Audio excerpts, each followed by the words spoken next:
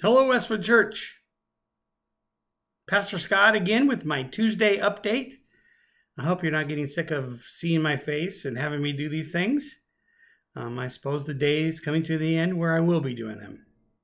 But I was thinking about something today that I wanted to share with you. If there's anything that is true of all of us during this COVID-19 time, it's this. All of us have had to deal with some life disruption, whether you've lost a job or you've lost an opportunity or you've lost the opportunity to enjoy the last part of your senior year. Whether you're dealing with isolation or you're dealing with anxiety or you're dealing with illness, whatever. The point is, all of us have had to deal with some disruption. Some way our life has been ruffled. And that's often tough, but you know what? It isn't always bad. Case in point, Phillip. Remember the story of Phillip from Acts 8, starting with verse 26, I think? So this was in the early days of the church, after the resurrection of Jesus, and the apostle Philip was directed by the Holy Spirit to head south down this particular road. And coming down that road also was a eunuch from Ethiopia, riding in a carriage, reading the Old Testament, specifically from the book of Isaiah. Now, we don't know much about this guy. We never even learned his name. But clearly, this was a God follower who had yet to hear about Jesus. But the Holy Spirit had a plan.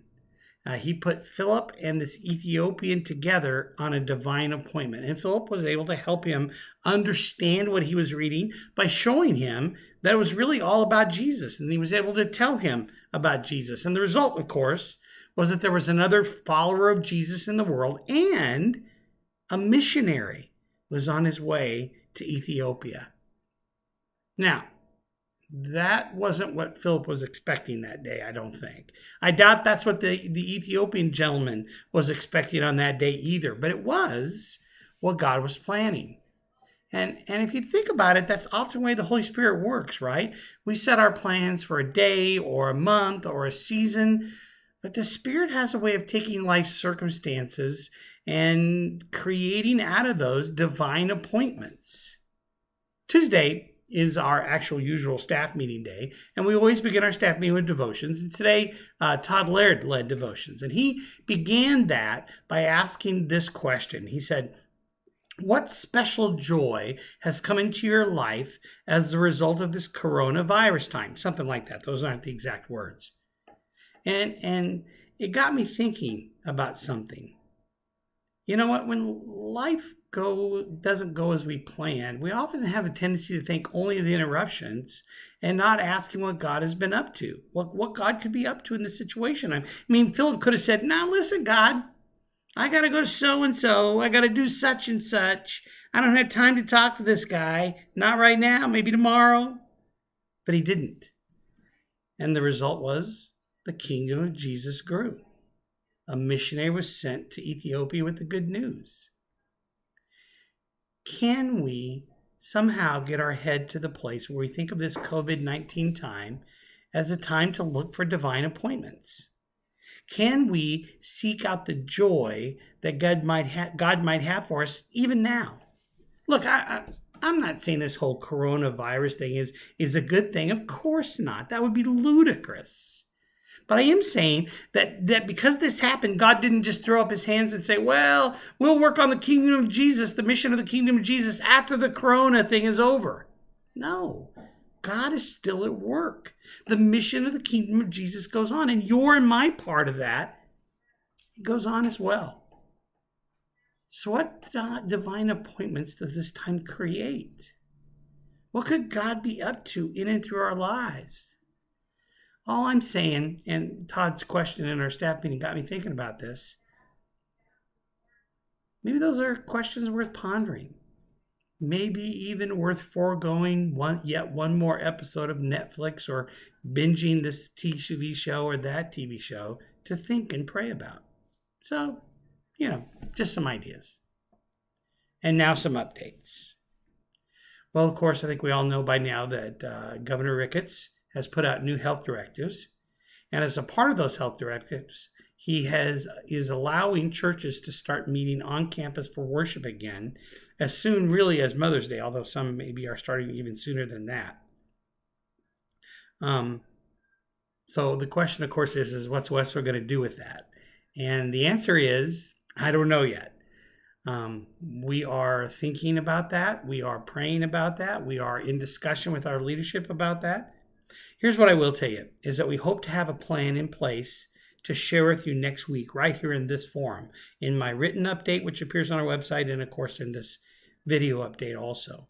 So be looking for that next week. And if you have suggestions or comments or concerns, don't hesitate to email them to me or call me or text me or whatever you want to do. But we're thinking and praying about when it is that Westwood might begin on-campus worship again. But one thing I do want you to think about, we won't be hasty. We'll try to be wise. We value being together for sure. We know that that's what we all want, is to be back worshiping together again. But I don't think we'll be hasty. So just think about that. Pray with us. We'd really appreciate it.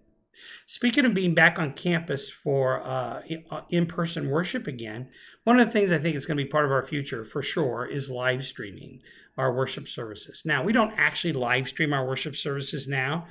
On Easter, we recorded a whole service start to finish, and so it was sort of like a live stream, but it really wasn't, because it didn't happen Easter Sunday morning. A live stream is when you're watching a worship service that actually is happening then, or it happened very shortly before that. So you're getting the live version of that worship service on Sunday morning. Well, we're going to go to live streaming our services, maybe even a bit before we get back on campus for worship, but certainly by then. What that means is we need to ramp up our live streaming. Ramp it up really from scratch. So we need a live streaming team. We need a team of people who would be interested in helping us make that happen. It needs to be people who are reasonably tech savvy. You don't have to be an expert, because we can train. When we figure it out, we can train you.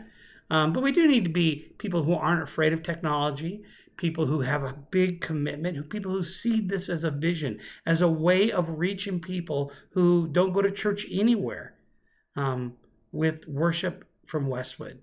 So if that's you, I want to invite you to contact me, scott@westwoodchurch.net, and just let me know you'd like to be part of that live streaming team. We'd really appreciate it. We probably need 5 to 8, and we need them fairly soon, because we need to start training and we need to start getting that ready to go.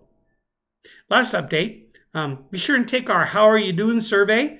You'll find that link in my written update, which is different than this a little bit.